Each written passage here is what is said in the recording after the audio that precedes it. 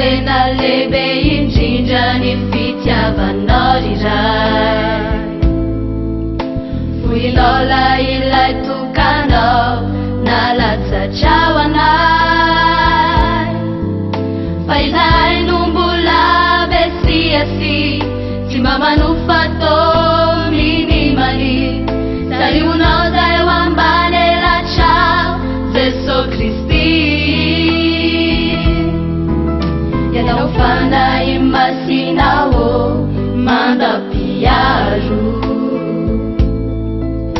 sianakely amina iny asan'ireo fahavalo.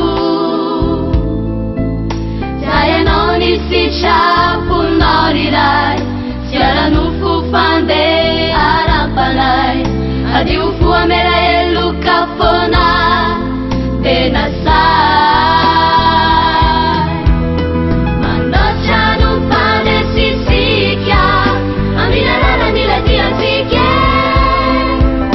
manoatra no fandesisika raha izy no mampita, manoatra no fandesisika amina lalan'ilay diantsika,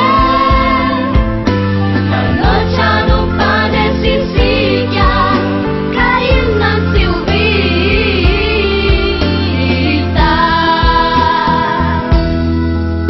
Fitiavana tena lehibe indrindra ny fitiavanao iray.